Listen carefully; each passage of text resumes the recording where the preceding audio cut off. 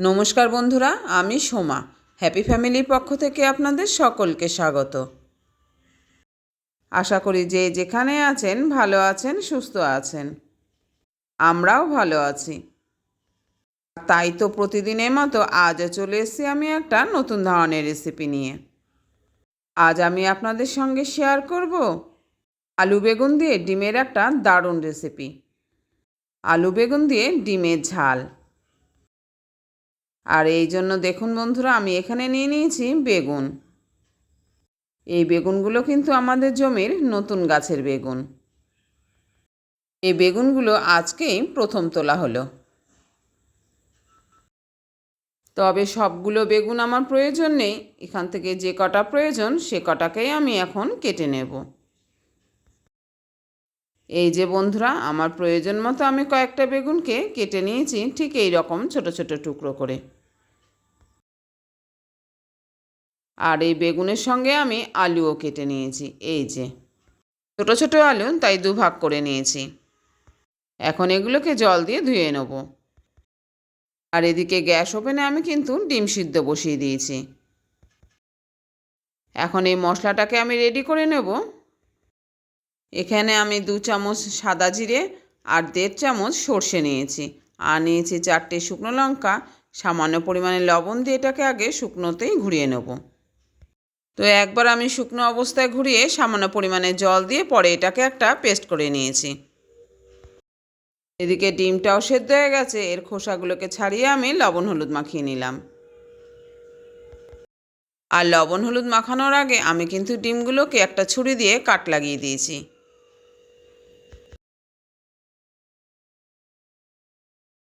আর ডিমগুলোর গায়ে আমার লবণ হলুদ মাখানো হয়ে গেল। এখন গ্যাস ওভেনে আমি একটা কড়াই বসিয়ে দিয়েছি। কড়াইটাকে গরম করে নিয়ে আমি এতে দিয়ে দিলাম পরিমাণ মতো সর্ষের তেল।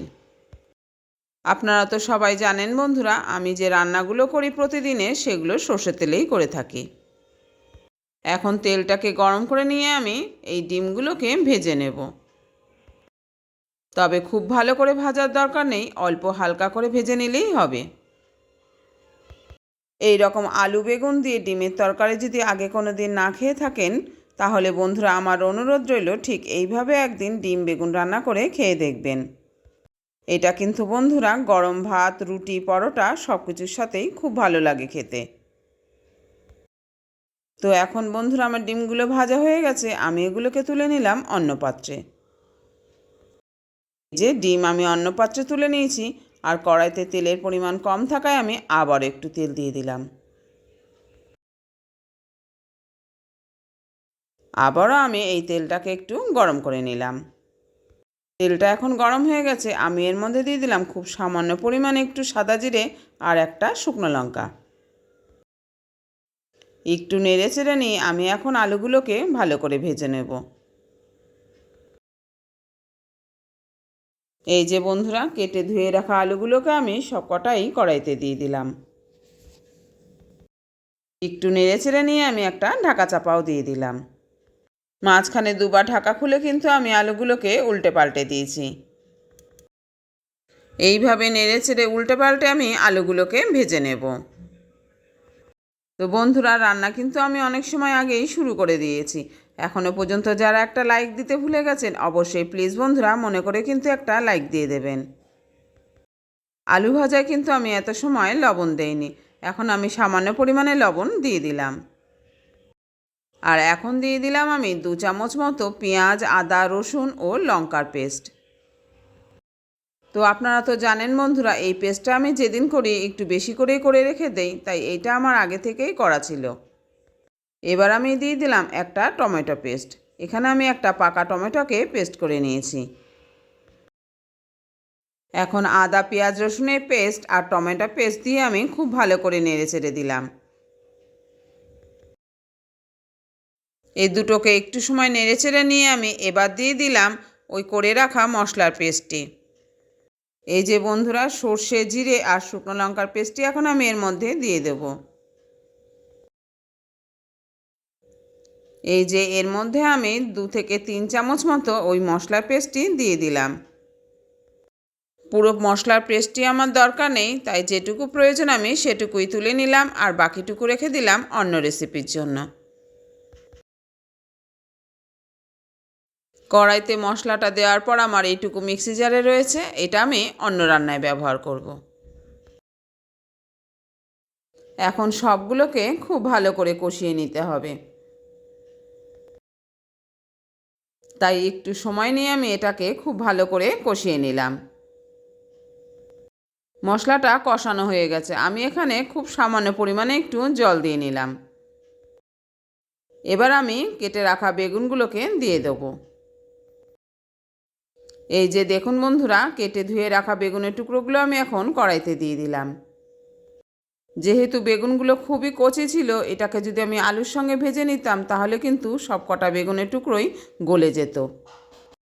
তাই মশলাগুলোকে হাফ কষিয়ে নিয়ে আমি এবার বেগুনগুলোকে দিয়ে দিলাম। এবার দিয়ে দিলাম পরিমাণ মতো লবণ আর হলুদ। এখন বেগুনগুলোকে এর সঙ্গে আবারও একটু কষিয়ে নিতে হবে। এইভাবে বেগুন রান্না করলে বেগুনগুলো কিন্তু একদম ঘুঁটে যাবে না, আর এটা খেতেও খুব ভালো লাগবে। বেগুনের তরকারি বেশিরভাগ সময়ই কালো হয়ে যায়, কিন্তু এর রঙটা কিন্তু এইভাবে রান্না করলে বজায় থাকবে। আমি কিন্তু বেগুনগুলো দিয়ে একটা ঢাকা চাপা দিয়ে দিয়েছিলাম, মিনিট 5-7 পর আমি ঢাকাটা খুলে নিলাম। এইভাবে বেগুনগুলোকে খুব ভালোভাবে আলুর সঙ্গে কষিয়ে নিতে হবে। আমার রান্নার এই পর্যায়ে এসে আবার একটু সবাইকে মনে করে দিচ্ছি, যারা যারা একটা লাইক দিতে ভুলে গেছেন অবশ্যই কিন্তু বন্ধুরা প্লিজ মনে করে একটা লাইক দিয়ে দেবেন। আপনারা হয়তো সবাই জানেন যে আপনার দেওয়া একটা লাইকের জন্য কিন্তু বন্ধুরা আমার এই ভিডিওটা আরও নতুন নতুন বন্ধুদের কাছে পৌঁছে যাবে, আর এই জন্য আমি আরও নতুন নতুন ভিডিও বানাতে উৎসাহ পাবো।